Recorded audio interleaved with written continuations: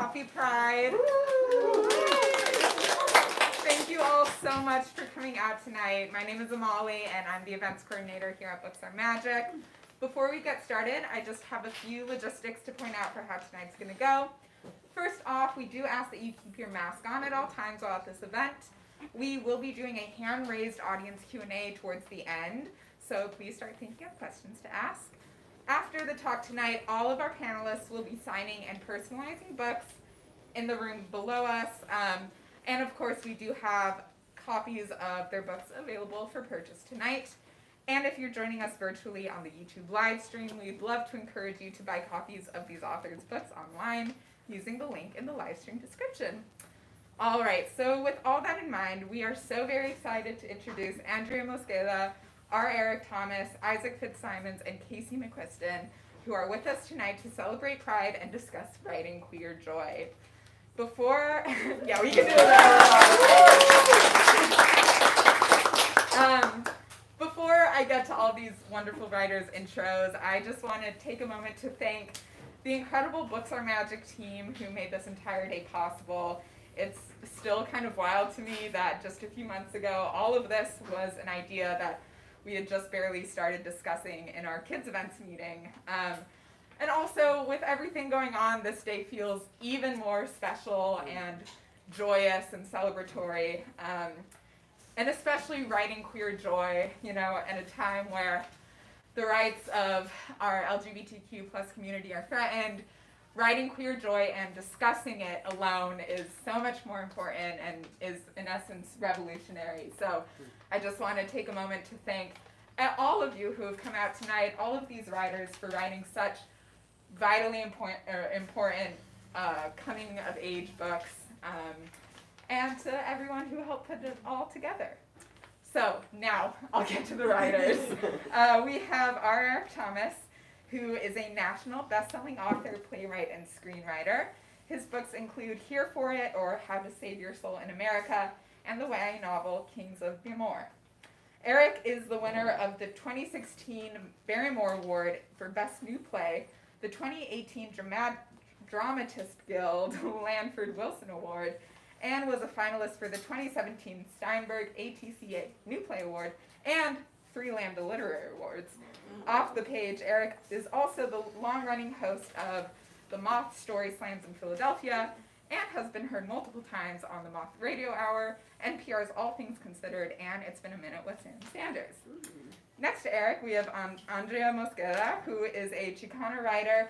She was born and raised in Texas's Rio Grande Valley. She currently lives in Brooklyn with her partner and works in the publishing industry as an assistant editor. When she's not writing or editing, she can be found doing her makeup, drinking too much coffee, and angsting over children's media.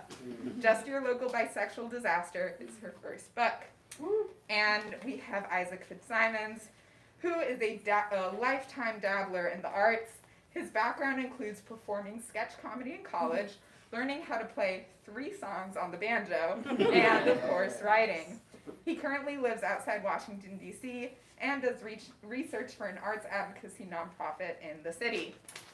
And lastly, this panel tonight is moderated by the one and only Casey McQuiston. Casey is an author of New York Times bestselling romantic comedies like Red, White, and Royal Blue, and One Last Stop. As a Louisianian living in New York City, Casey enjoys telling long, loud stories and deep frying things in a kitchen that's honestly too small for all that. Often also in that tiny kitchen is Pepper, an always hungry poodle. I Kiss Star Wheeler is Casey's first young adult novel. All right, without any further delay, please join me in giving these writers a very warm welcome. We gotta love a writer's self-penned bio. We just love to write and talk about ourselves, don't we? Okay. Hi, I am so excited to be here with y'all. I'm so excited to be here with y'all. Happy Pride, and shout out to Books Are Magic for providing the space for this to happen and making it all happen. And we are the category or title for this category is writing queer joy for teens. And I think could there possibly be a better time to focus on queer joy than right now? And so before we get into it, I would love to kind of go down the line and let everybody tell the crowd a bit about your books in case they are not familiar. So Eric, do you want to kick us off? Sure. So Kings of Evemore is it's a contemporary riff on Ferris Bueller's Day Off, focusing on two Black queer teenagers, best friends, who one of whom is moving away. His father needs to move him away for work, and so his best friend Harrison devises a full day of adventure to sort of solidify their friendship. It goes terribly, as these things often do. But what they stumble on is this. This experience of of a city and of life that is vibrant and that helps them to see themselves and each other much better. And it's got a cast of characters that I call a Muppet movie cast of characters. They're just a bunch of very eccentric people that they run across, as one does in a city. Andrea? Amazing on my TBR immediately. Yeah, my name's Andrea Mosqueda, pronoun she, her, hers. Just Your Local Bisexual Disaster is my first book.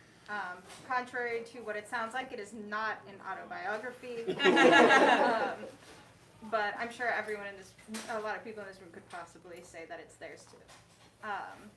But it's about a Chicana growing up on the Texas-Mexico border who is looking for an escort for her little sister's quinceañera and finds herself with too many options. All of whom, or three of her best friends, all of whom mean very different things to her, and she's trying to untangle what exactly those things mean. So, yeah, that's it. Next. So first I have to say, this is my first in-person event, so I'm used to staring at a computer screen. Shout out to the COVID baby. Yeah, I guess that's 21. So I'm like, where do I look? Because, but The Passing Playbook, it is a YA rom-com about a boy named Spencer who starts at a new school where nobody knows that he's trans, and everything is going well, but then he gets benched because his birth certificate still says female, and he has to decide whether he wants to come out and fight or stay stealth.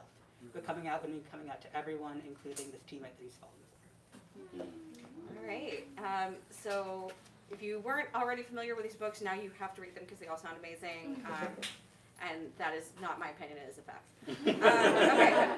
So each of these books, I feel, explore coming of age and coming into yourself in a very specifically queer and or trans way.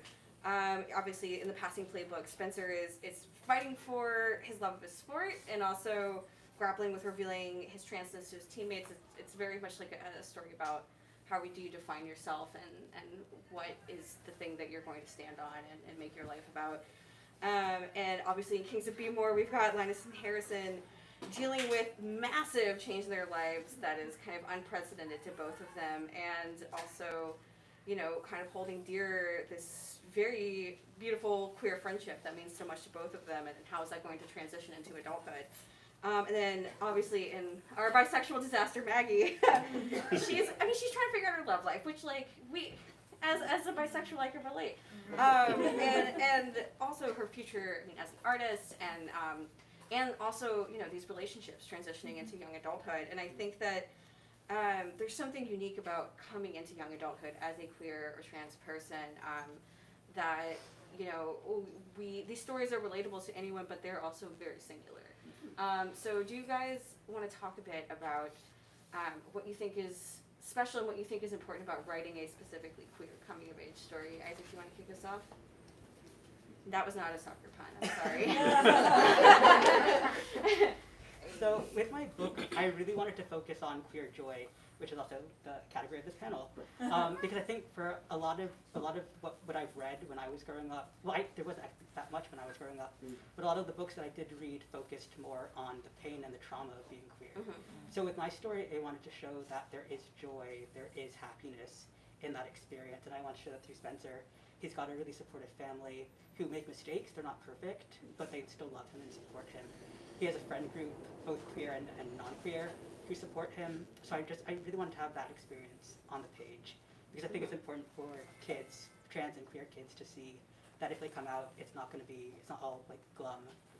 Bad things happen, but it can also be pretty joyful. You. So I think there's something really interesting about writing kind of coming of age as a queer person, because coming of age, like the coming of age media as we know it, books, movies, often has the characters making some really big mistakes, or whether they're grand or on a smaller scale. And I think queer characters are often kind of held to a higher standard where they aren't really allowed to make those mistakes as much in media, because they're often seen as like a representative of their identity. And if they make mistakes, it reflects like poorly on the identity, at least what everyone else tells them. And so I wanted to give, with JYLBD, I wanted to create a character who was allowed to be a mess and allowed to supposedly fall into these stereotypes that people make about bisexual people all the time, and about can't decide and being a cheater, always like going after your straight friends.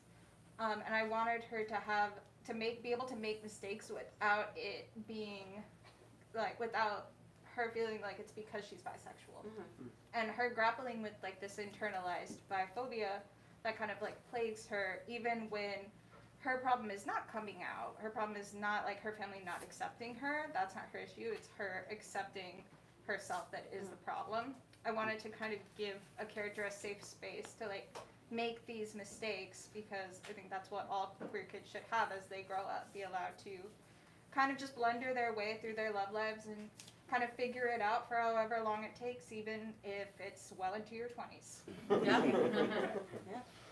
That really resonates. Like I really love the way that you put it, and I completely agree.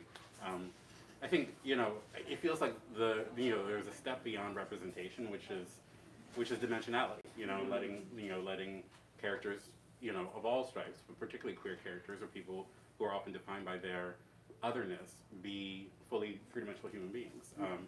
And one of the things that was really preeminent for me in thinking about and writing Kings of Be More was letting these boys be fully connected to their identities, but not defined by their identities, and having sort of this next step conversation.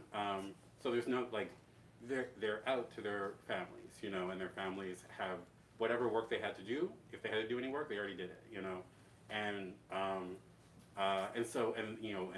their thoughts about their blackness similarly is like they're having that next step conversation. And for me, like when I was a teenager, so much of coming of age was surrounded by fear, and that meant the world itself was very scary. And so I wanted to create a space that I know is real. This isn't wish fulfillment, I don't think.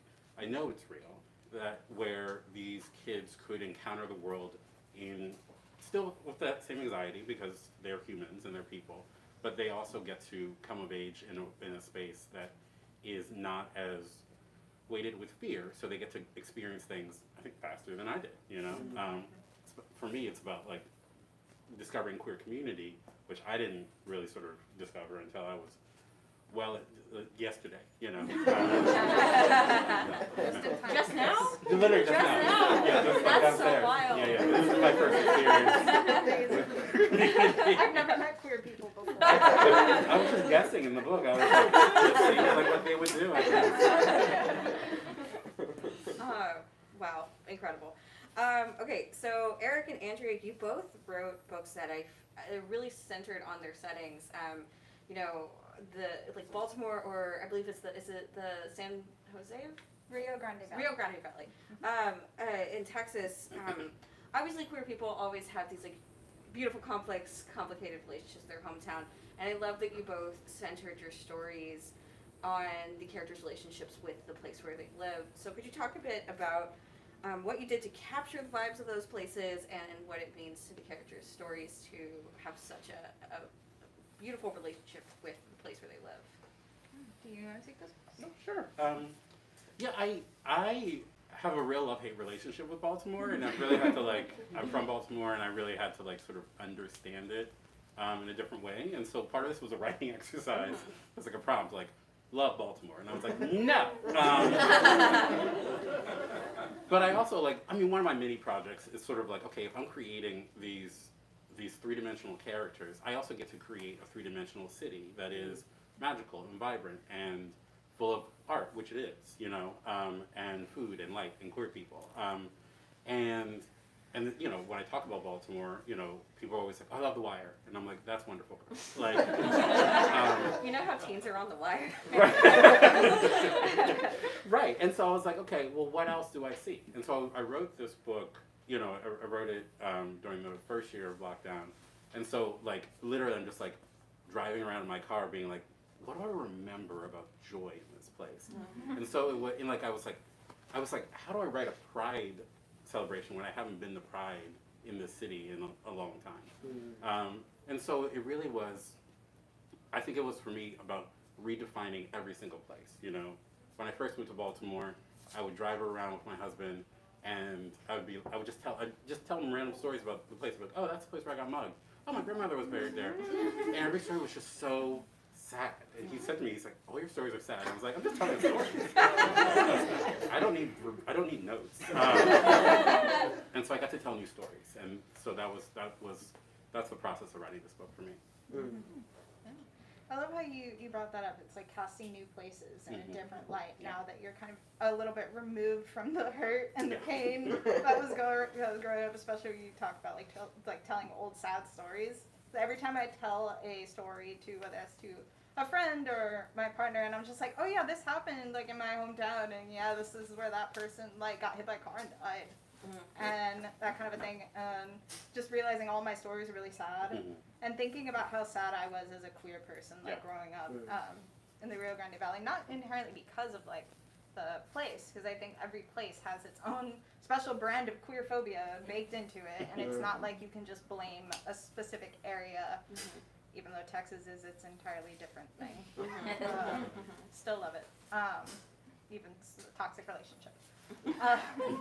But I think I really just wanted to have the setting be a very big part of the story, because growing up, for me, so much of my identity, I grew up in the Rio Grande Valley, so much of my identity was based on the life and the culture that was like brimming kind of from the Texas-Mexico border.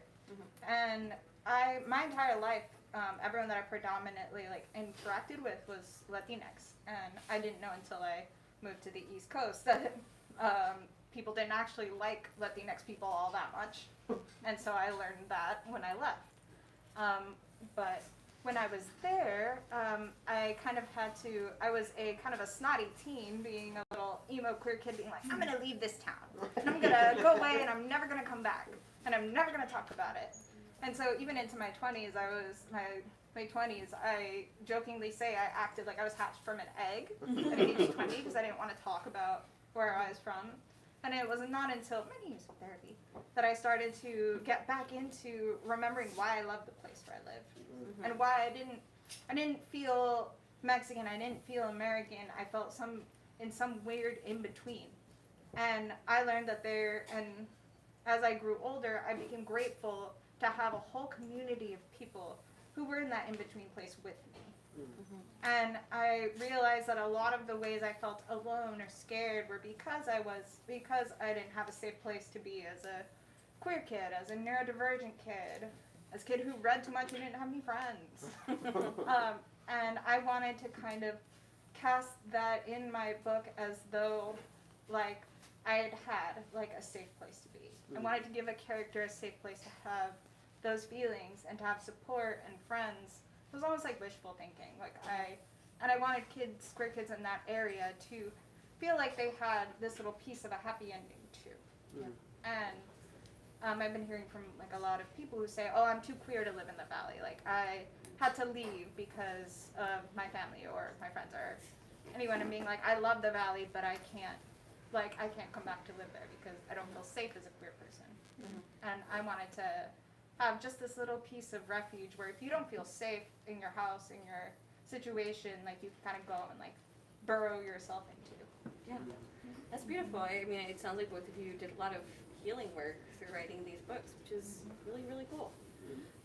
Isaac, you are doing, with the Passing Playbook, you're doing a lot of work for a very underrepresented segment of the queer community, and of course I am talking about the queer jocks of our community,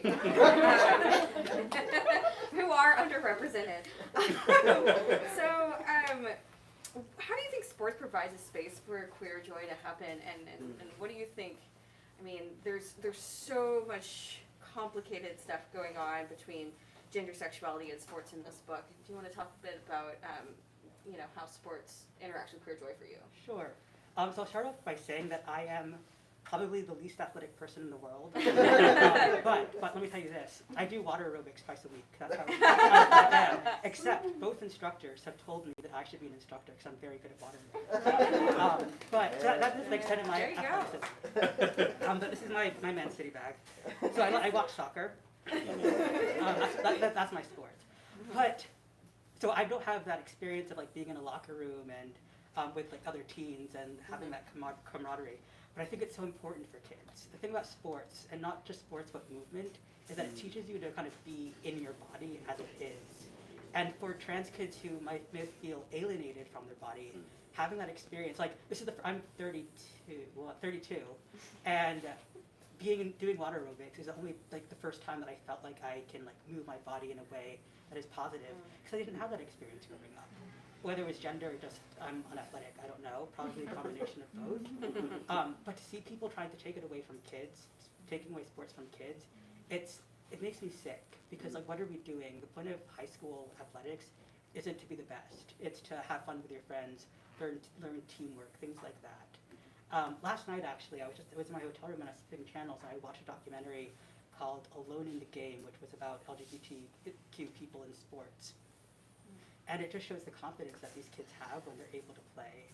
And also showed the responses of professional athletes who have come out and how negative that reaction has been, and how we need more people to come out and make it safe, and the media has to help as well. And I just wish that everybody could feel safe, because I think sports gives an opportunity, again, for people to feel comfortable and confident and secure in their bodies.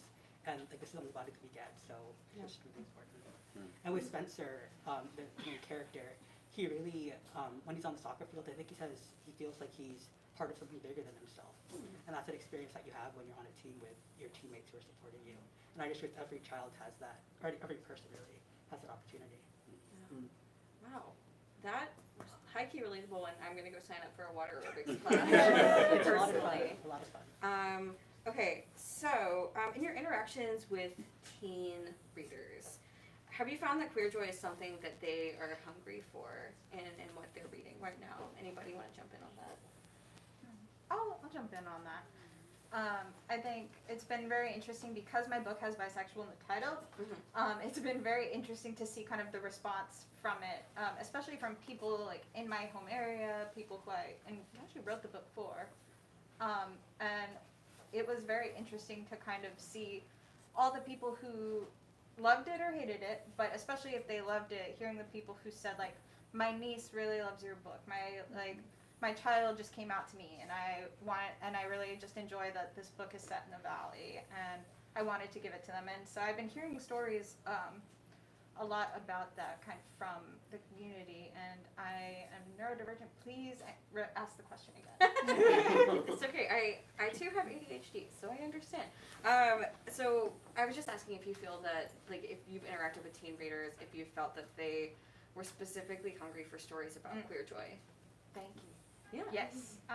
Yeah, that's something I heard a lot from teens on internet was that I'm really glad to have this story that has a happy ending and that seems to be really light and fun. And there were comments about people saying, well, you said a book on the border, why aren't you talking about border trauma? Like, why aren't you talking about the pain? Why aren't you... Collective growth. Yeah. Like a review, someone gave a review that was like, you're glossing over all these plot points of like, of like your main character's dad, like, died at the hands of a police officer. Why aren't you going like into that? Like, why aren't you going into talking about like Maggie's grandmother crossing the border? Why aren't you talking about that? And I'm like, because in my experience being someone from that identity, you don't just go around thinking about these old family stories all the time. Like, it would just, you'd implode. It's the way that like Latinx people, especially queer Latinx people, have to prioritize and compartmentalize bits of their pain in order to deal with it, like deal with all the new coming trauma, without having to constantly re-dredge the old in your head too. Mm-hmm. And I really wanted to give like people, like I said, a safe space, especially with all the propaganda that's coming against the border and with people like Elon Musk, Governor Abbott, trying to act like it's dangerous or this terrible like place. But I just saw a lot of people who are like, thank you for giving just this like sweet story that seems really fun and looks really happy. If you look at the cover, it's a beautiful cover. I'm a little biased. But yes, so that's how I feel. Yeah. If you guys want to jump in. So I do, or I did a couple school visits through Lambda Literary, virtual, with some teens. And one of the questions that I asked them at the end was, what do you want to see more in books? And one of them, or a couple of them said that they wanted more like slice of life, kind of. They don't want euphoria, basically.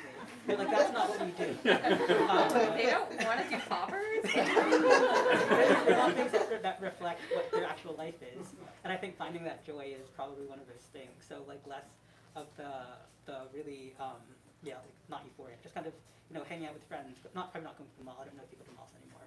But whatever that equivalent would be, I think that's what teens want. Well, that's what they told me they wanted.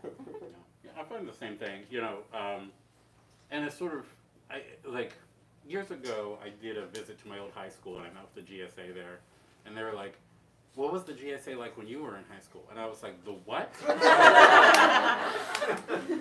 Nobody was allowed to be gay. Are you serious? And it's very perplexing to them, which I found charming. But in our conversation, I think there was this hunger for sort of a reflection of their lives, the sort of the good and the bad, but sort of a higher ceiling, and so sometimes that meant love and and romance and squee, and sometimes that meant slice of life, and then I think there's also a lot of readers who are like, I want you to emotionally break me. I want to sob reading this book, which I totally respect, and I was like, well, I can't do that. But I think what I heard from them and what I heard from early readers of the book was that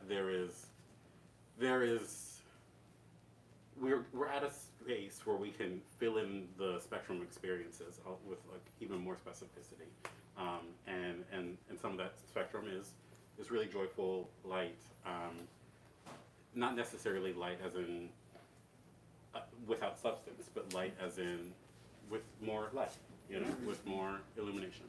Yeah, I love that. Illumination. I love that.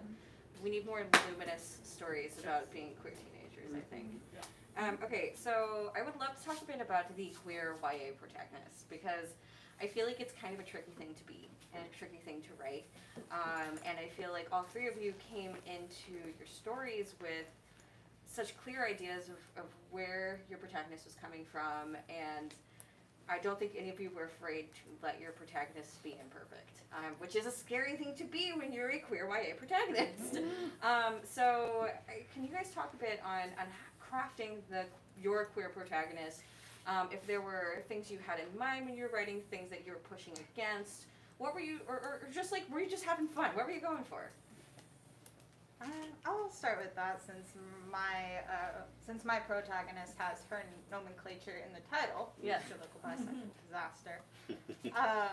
I think it was really interesting to write a queer protagonist that was one, a narrative that wasn't about coming out, that wasn't about kind of like any of that or figuring out kind of her identity. She was very much set in who she is, Maggie, my bisexual queen.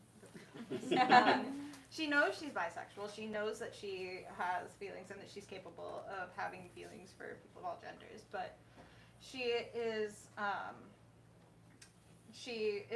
worried about how she will be perceived with her actions because she's a bisexual person. She knows that people already have these assumptions about bisexual people. And she's feeling ashamed about being confused. And I think there's another layer. I think there's a layer that queer kids have and the queer young adults have growing up, where they not only feel confused and like about their romantic preferences, but they also feel like ashamed of feeling confused, ashamed of going through that because there's this expectation that, or there's this assumption that bisexual people are inherently wrong. They're inherently, and that's true about a lot of queer people, but specifically with bisexuality, I think it's assumed that you're a cheater. It's assumed that you can't decide. It's assumed that you're flaky. It's assumed you can't commit. And so to be someone whom those things happen to, and then you feel ashamed of like perpetuating a stereotype, even though you have no control over your feelings. You have zero control over who you have feelings for. But, and allowing her to kind of go through that was hard because as an adult, writing a teen protagonist, and that's always a little hard in itself because you want to inject all of your like lessons and the things you've learned and the ways you've healed into your teen protagonist, but they don't even have any prefrontal cortex. They can't make decisions. Oh, God. They can't make decisions, and that's not inherent to bisexual teens, it's just teens in general. Yeah. They don't make good choices. And it's something that I referred to earlier, where queer YA protagonists are held to a higher standard, especially if they're non-white queer protagonists. They're held to this higher standard of not being able to mess up in ways that hurt people because then, oh, you're a bisexual is out in the world just preying on everyone. And I think so it was hard to let Maggie go through that because I didn't want her to feel ashamed. I did not want her to grapple with these things that even I'm grappling in as like a 26-year-old lady. I'm still grappling with it myself, and so I didn't want her to have to go through that. I didn't want my little queer baby to have those problems, and I'm like, I have to let her feel that because she has a safe space here to express that. She has a safe space to explore, and I should let her figure out the problems that I gave her. Yikes. But, and next.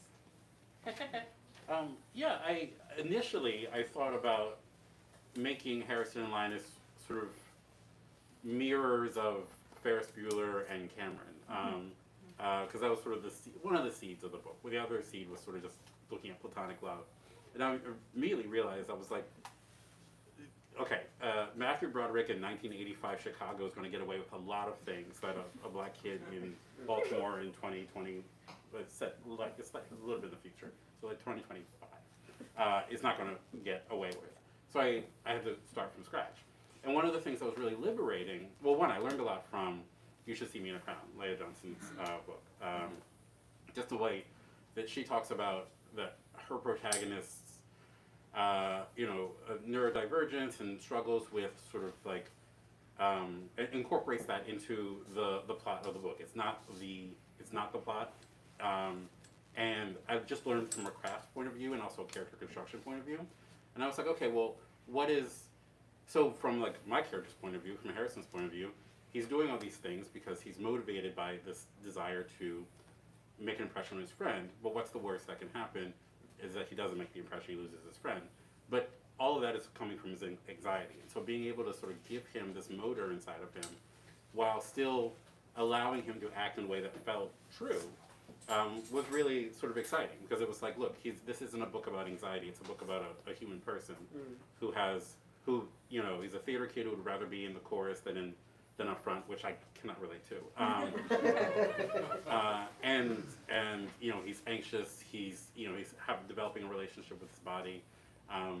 And one of the fun things was that we alternate a little bit between Harrison and Linus, and so then I was also able to create in Linus the sort of, one character describes Harrison and Linus as a salt and pepper set. They match, but they are very different. And so then I was able to sort of really build two characters that really complement each other. And I think of it sometimes as, like, I could describe it as a platonic love story, it's, and so how do you create two people who are meant to be together forever? And that was really exciting to me, and freeing. So I, like you, Andrea, I was very protective of Spencer, because like I think you said, we don't see lots of queer, black, trans guys in books. Now we have several, which is great. But when I was writing, I don't think there weren't very many, or any at all. So I was very protective of Spencer and what I wanted him to go through. So we meet him a year after he's gone through something traumatic. That is alluded to very briefly, like on the second or third page, in like a paragraph, and then it's moved on and it's never touched on again. But really, the entire book is Spencer recovering from that really traumatic experience at his old school. And he makes decisions that are poor decisions. He lies to his parents, he lies to the coach, he lies to his teammates about not being allowed to be on the team, not about being trans. So he lies to people, but he's doing that to protect himself because he's recovering and he needs that space to recover. I was very deliberate going into the book about the things that I wanted to protect Spencer from. So there's no dead naming in the book, so you never know his birth name. I don't know his birth name. That was never important to me as the writer. He's never misgendered, I don't think. There's no hate crime. There's no, like, the climax in a lot of books with trans characters is a big assault, a graphic assault on page. I was like, no, that's not happening in this book because it's joyful. That's the panel. I was very protective of him, and that was difficult sometimes because with the book you want a character to grow. You have to let them make mistakes.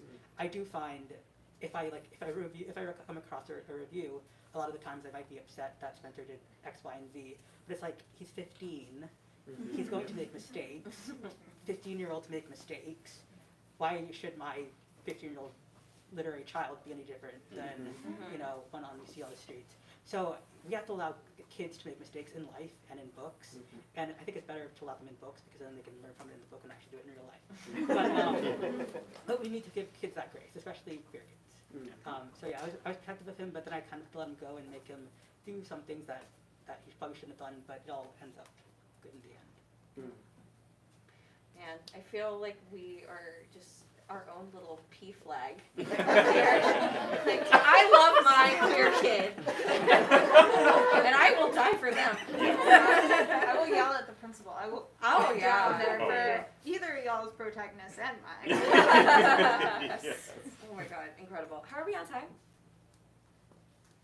We can do like one more and then open it up Okay. to questions. I'm gonna do 2 more. Respectfully, I will do 2 more. Okay. Kristen, you can do whatever you want. So not true. Okay, so, alright. So I have 2 more questions and they are fun. Okay, my first one is, okay, so imagine you can, since we're talking about how much we love our queer kids, imagine you could spend a day with your protagonist, take them out for like a cute little like Saturday, and just like all the things that would bring the both of you the most joy. What would you do? It's just so easy. We go to see a soccer game. I mean, you just hang out, see a soccer game all day. Are you gonna hit up the concession stand? It's very expensive. You're not gonna drop some cash. I do it for him. So you're gonna skip, but you'll get him a hot dog. Yeah. Yeah. All right, me, easy, nothing. Like absolutely nothing. You're just gonna vibe out. We're just gonna vibe because I set it to write a book where nothing happens. Where it's just like there was like no real plot. It's sort of like, there was just no real plot. It's just her making up stuff in her head and like you're just like sitting around like thinking about that one thing your crush said to you. I think that's what we would do the entire day. She would tell me the latest thing that her crush said to her, and then I would just sit there with her thinking about it. You're just like, she said what? She said what now? Yeah, I would just like, I think we'd probably just drive around because that's all of what there is to do in the valley. Yeah. You just drive and eat. That's it. You can just pick up like a Slurpee, you can pick up a Raspa, you can just like get something, I'm thinking of something cold because it's always hellishly warm there. Climate change as well is making it worse. But yeah, so I think with her, we would just drive around kind of doing nothing and end up like at the park at like sunset and just like talking. And that's like pretty much it. And then going home and still being somehow late for curfew. Yeah.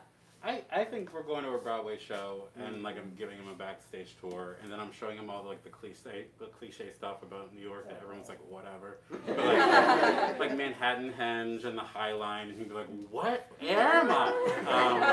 Look, the sun's going down between 2 buildings. Take a picture of me. Yeah, right. Yeah. But yeah, I think that really typical day, and I sort of wrote it in. There's just a little throwaway little paragraph where he talks about going to New York with his Aunt Bella and seeing Hamilton and going to the Natural History Museum, and that's based on something that a friend of mine named Bella did for me, but I was an adult. But I was still like, the whale! It was Okay, astounding. people who live in New York are still like, the whale! It's amazing! It's a whale! Every time I see her, like, she takes my breath away. Yeah. I live here, but I've never been to the whale. What is the whale? Oh, let's go! I'm calling an Uber right now. No, it is, I mean, Eric, describe the whale. There's a giant, like I guess life-size, like I can't remember what kind of whale it is. It's a blue whale. A blue whale that's like hanging from the ceiling of the Museum of Natural History or Sciences. Yeah. And you can just walk under, and it's just the most gorgeous room, and it just feels like it's like a science church. It's so beautiful. Ooh, that's a good way to put it. And they were doing vaccinations there. So you could get vaccinated underneath the whale, and then you got a sticker. And for a long time, she had like a giant Band-Aid on one of her fins. Oh my god. Just incredible. Okay, Do it for her. This is now a whale fan club. Call to order. Let's do the minutes. Okay. All right. Last question, then we'll kick it to audience Q&A. Okay. So since this is a panel about queer joy, what is something that has brought you queer joy lately? Ooh, I'll start because like immediately came to my head was two movies or two shows / movies. Hulu's Crush with Rowan Blanchard and the girl who played Moana's name is L.E.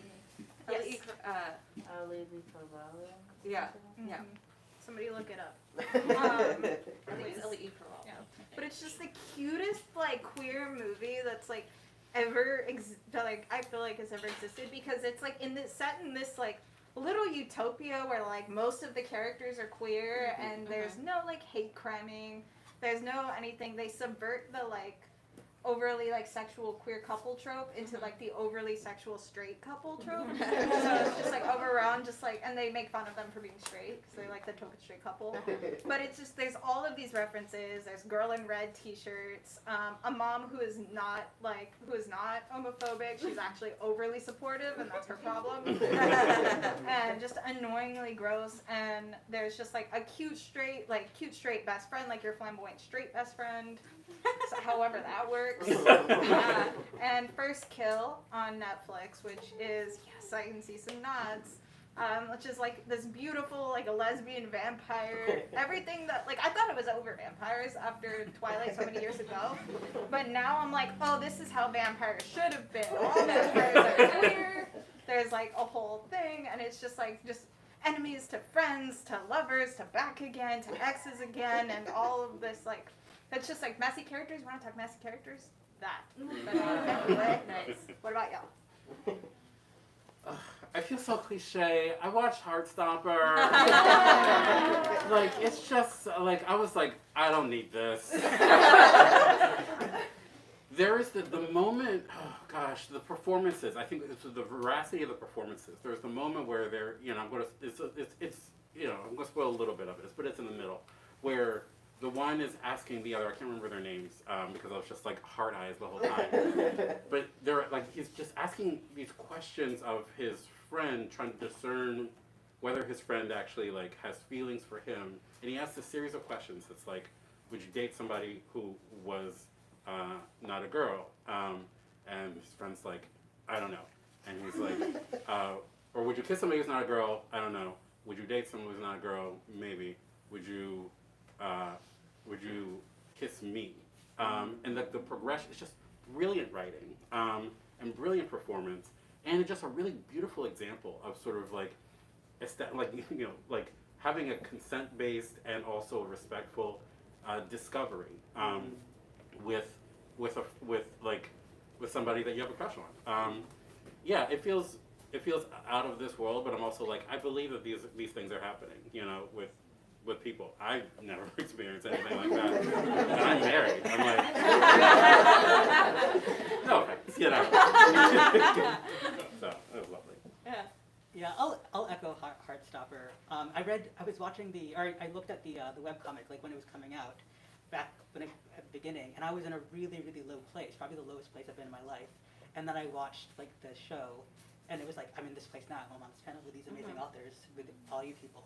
So it was a really cool experience. And the second thing is The Sims. I played The Sims. They recently did an update where you can customize the pronouns of your sim. So that's really cool, just seeing it normalized. I feel like mine would have to be, I just finally, like a month late, finished watching the new season of Stranger Things. And I love Robin so much. She's my favorite character. And the scene of her and Steve driving, and he's trying to talk to her about girls and trying to convince her that this one girl likes girls. And he's like, she likes boobies, you like boobies, I like boobies. And she's like, stop saying boobies. And he's like, what? We all like boobies. And it's just like such a wonderful, funny, like sweet, refreshing scene of like two teenagers in like 1986 being like, listen, you like boobies, what's the big deal? It made me really happy. Okay, so let's kick it to audience Q&A. Does anybody have some questions for the panel? Don't be shy now. Oh, we are shy. Here we go. Sarah. Andrea, you mentioned the process a little bit about your cover, and you said it was really beautiful. Would you all be willing to talk about your covers a little? Like, what makes them joyous? Well, 3 wonderful covers on this panel. I would agree. I'll take that first since I brought this question upon myself. Yeah, I think what I wanted I was given, my editor gave me like a lot of real leeway just to decide the palette and the aesthetic of it, and so asking all these really nice questions. And really, I wanted it to be really joyful because there's no other way that I could possibly think the cover would be other than like pink and orange and yellow. Because I wanted to have it be reminiscent of all the like beautiful sunsets that I saw growing up. Because there's something really in a place like the Texas-Mexico border, which is very like bright because you know it's just hot all the time. It can be kind of hard to feel sad or angry when like the skies are blue and everyone around you seems like they're having a great time, and everyone around you looks straight, and everyone around you looks like they're having a better time than you are. And so you kind of feel gaslit by the weather. But sunset was a time where I really could see and feel like helping, like an ending of things. And it made me both sad and kind of happy that another day was passing. Whether or not it was a good day or bad day decided how I felt at like sunset. And so whenever I think of Texas, that's what I think. This giant sky with like pink, orange, yellow, and then like a smattering of like dark purple as like night kind of like descends. And I wanted to have all of that be like very reminiscent. I love color, as you can like see. I do makeup. I love all of that, so I think color is super important. And I can't really, and especially even with the soundtrack of the book, I'm like, I need like songs that sound pink. I need songs that sound orange. I need songs that make me see yellow. And I kind of had to put all of that together, and I wanted to be reminiscent of the cover. And I was very picky, so the cover designer and the cover artist, Zeke Banya, were very helpul in allowing me to make all these little nitpicky changes because the valley was such a specific place with a very specific climate that I'm like, I didn't want to have like tall like skyscrapers or anything because that's not how it is. Like the ground can't support the weight of a skyscraper. So when like a cover draft came back, for example, with like kind of big skyscrapers in the background, I'm like, bring those buildings down. It was like 1 a.m. and I was like, bring those buildings down right now. I don't want that. Like, that's not how it works. Those trees look too green. It's like all the trees are a little bit brown now, except for like 2 weeks in spring. And I'm like, they're too green. Take them down. They don't look dry enough. Like that bridge is rusty. That bridge is not new. Bring that down. And it was so fun just to kind of play around with that, really make people see, especially with this being my first book. I'm like, boom, here I am. What about y'all? I've just had the most wonderful experience with like publishing this book. Like I have, like I really like, it has just been such a joy, and that extended to the cover process, where they presented a couple different artists. I was able to look at their work. I really responded to Alexis Franklin's work, and I was nervous because I don't typically write a lot of physical description because one, I am lazy. Like, I'm like, there's a person with eyes. But also two, like I want a reader, and when I'm reading, and I get a whole big block of like, this is what Hermione Granger looks like, or whoever, I'm like, okay, I gotta study, and I don't remember it, so I'm just like, all right, well, I free you to like, here's some basic information, but feel free to create this person in your head, and so I was worried that I hadn't given Alexis enough information to draw the cover, and honestly, like, and there was a couple things that were very important to me. I wanted it to be very clear. Like, I love, like, Harrison learns to love his body, and I wanted to make sure that it was very clear that, like, that who these characters were physically. And we had some discussions around skin tone, and lightness or darkness of skin tone. But beyond that, I was like, okay, whatever. And what's on the cover is essentially what Alexis sent back, and I gasped because I was like, "Oh, that's what they look like." Yes. It was like the feeling that I had suddenly had. I'm not a very visual person, so I saw it and I was like, "Oh yes, those are the boys that were walking around my head for the last couple of years." And we only made a couple of adjustments. We like changed one of the shirts, and then there was like. One of the characters was winking, and it was an interesting series of emails. I was like, okay, I don't know, like, how do you, it was like literally like doing this to like over email, like maybe more of a wink, less of a wink, raise the eyebrow, and I was like, because I don't know how to give notes on that. I'm like, I don't know, make it winkier. So we cut the wink, and everything worked out. But yeah, it was a real beautiful marriage of a really talented artist, a really phenomenal editorial team, and then my very thin descriptions. So. For my cover, we worked with a trans artist. We got samples from different trans artists, and we chose one that we liked. And I think the biggest, not issue, but struggle with the cover was that we wanted to portray that it was the book, that was a joyful book. Mm-hmm. Like, even my mom, she'd been begging me to read it for like months. As soon as she found out I was writing a book, I was like, no, let's wait until like I have the advanced copies and then you can have it. And I gave her an advanced copy, and she put off reading the ending because she thought, like I said, the climax was going to be trauma. Mm-hmm. Even though I talked to her about the book, and she knows me and she knows that I wouldn't have like done that, but she still held off reading it. So with the cover, we really wanted to portray that this was a joyful book. So we have two boys lying in the grass, like nudging feet and holding hands, I think. So it's like gentle, very gentle. Like the biggest drama was the blanket color and the background, because like the colors were originally was like this like mustard yellow, and it was clashing with the background, which wasn't white, but then they changed it to white, so then they changed it to gray. Yeah, that was like the big issue with it. But actually, we went through a couple drafts where they were. But they were all like lying poses, like very joyful poses, because that was what we wanted to get across. Yeah. Any other questions? Yeah, like. I like you. I'm Me? seeing you. Oh, yes. Were the characters that you made based off anyone, or were they just like just imagining? My characters aren't really, I've given them I give Harrison a couple of things that are sort of similar to me, or ways that I, wish I thought about the world or myself, my body, presence, friends. But mostly, they're kind of new creations. If there's any character that's kind of like people that I know, it's kind of the adults in the book, because I was like, okay, well these kids have to be completely original and on their own, but I can surround them with versions of people that I know or knew who are helping to make the world better. So yeah, there's a teacher, Mr. Mirepoix, who shows up, and yeah, he's sort of like based on a couple people that I know, and then there's a character named Perna, and her mom is just the, sort of just like gently based on like a good friend of mine. I think for me, I tried very hard not to make the characters resemble people that I knew. Because unfortunately, growing up in a small town, everybody knows everybody. So if I have a character that looks a little bit like somebody that I was known to have dated, it's going to like go poorly.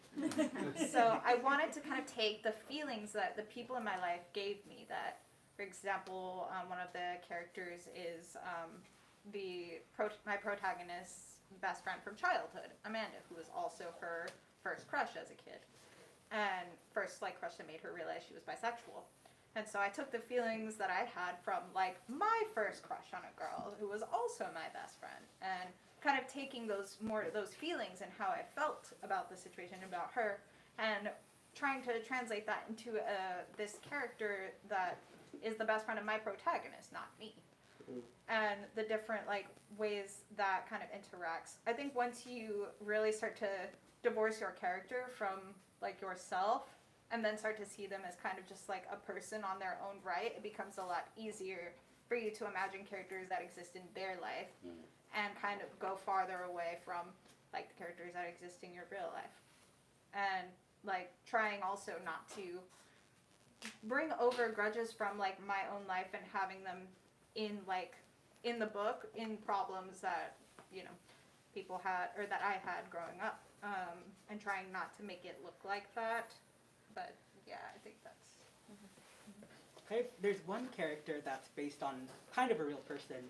What's his face? The captain named McIntosh, Daniel McIntosh. He's based on a guy. I lived in a house in college, and there was a baseball player named Dan, but we called him Sporty Dan because he played baseball. Wait, I'm sorry. What were the other Dan's nicknames? Yeah. Were they like the Spice Girls? No, there's Sweet Prince. I forget the other one. That's a long story. I'm not going to get into it. I'm so sorry. I couldn't resist. But yeah, so before the end. But he was just the nicest guy, and like he was a baseball player. He was always off with little baseball friends, in the kitchen. We see him chugging his protein shake. But he talked to us, and we were like the nerds, and he would come talk to us before we'd go to his baseball game. So I wanted him as the captain. Spencer is pretty much made up. I was actually at a soccer game while I was drafting, and I saw this family that looked like they'd stepped off the pages of the book. They were supporting the wrong team, unfortunately. But I still borrowed them because they had a little brother, and it's like, oh, Spencer's a little brother now. So I put it in the book. But mostly it's made up. I take last names from people I don't like, and I change like a letter. So like, is there a Wallace? No, that's another book I'm writing. But there's a Wallace in another book that is a bad guy. Except is that a spoiler? I don't know. It's not published yet. So I forget all that before it's published. But I take last names from people I don't like, and I'll just change a letter and put it to a villain. That's right. All right, I think we had a couple more. And one more. okay, all right. I don't want to pick somebody else. Okay, yeah. All the way in the back. Yes. Oh, okay, a couple of questions, or should I just ask one? I don't know. I'm not in charge. Okay, since we were just talking about media that brings us queer joy, what are your thoughts on the Owl House? Oh, that cartoon, right? Yeah. Okay. I'm sorry. I'm not sure any of us are familiar with it. Oh no, you found a gap in our pop culture knowledge. Oh no. Yeah, I don't know. Yeah. We all look really uncool. I am not plugged in, apparently. I'm gonna make up an answer. I love the Owl House. The owls, how they hoot. It's a very good thing about Can we do No. one more? Okay, yes. Sorry about that. That's okay. Fine, no, I'm sorry. We'll watch you it. made us look silly, so we're sorry. Yes. Were there any times that you guys like got writer's block or like got into like hiccups in the writing, and like how did you deal with it? I'll take that. I'll take that first because yeah. No, I wrote various drafts. This book went through like 7 drafts, like some of which were written in like 3 weeks at a time, and so just me like keyboard catting at my computer. But I find that like in order to get through writer's block, especially when I'm in those like crunch periods, because I like to just like write it all at once so that it's not like weighing over my head the entire time. But that means you make more mistakes. But just go back and fix them. But when I would do writer's block, or when I would have writer's block, I would have to kind of step outside myself, and I'd be like, why am I forcing this scene? Why am I forcing this situation? Why isn't it working? Why don't I feel good about this? So then if I take a step back and ask myself these questions, refer to my outline, I find I get too in my head. So then I have to ask my protagonist, what's going on? What are you doing? Like, what's happening here?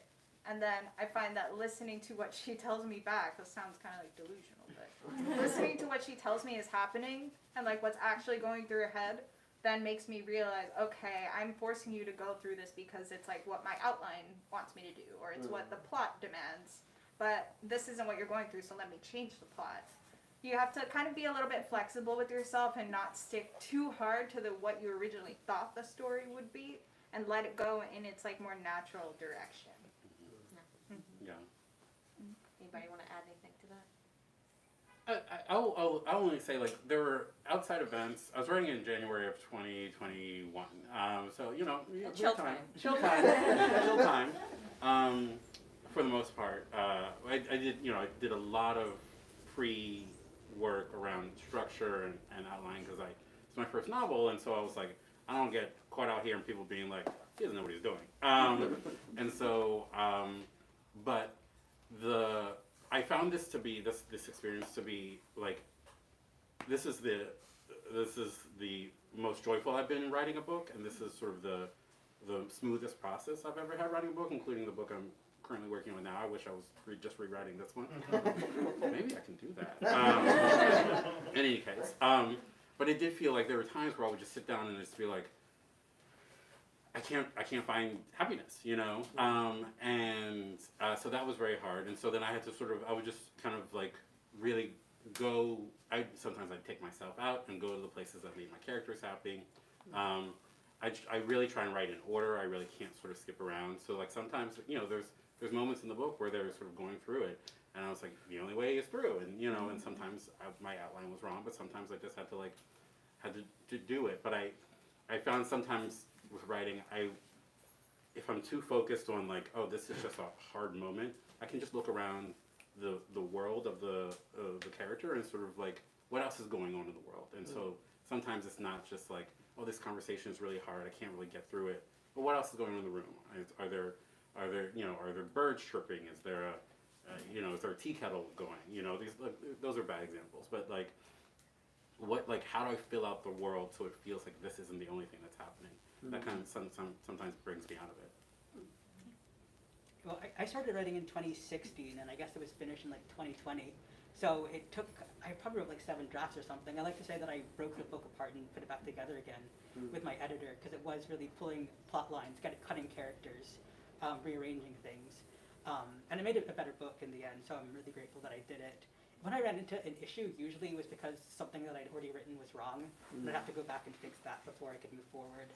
I mean, it was tough because, again, it was 2020, so like when I was trying to get it done, so that was pandemic time, so I was kind of stuck in my apartment, so I couldn't like go out for inspiration. But yeah, it took a while, a lot of drafts. All right, I think that is our time. Thank y'all all so much. Thank you all so much for coming. I'm sorry we didn't have time to get to all of your questions, but all of these authors will be signing and personalizing books in the room below, so feel free to gently bombard them with your questions. Please do give them a minute to get settled, and then feel free to make your way downstairs so that our staff can start to rearrange the space. Thank you so much to all these wonderful writers. One last round of applause.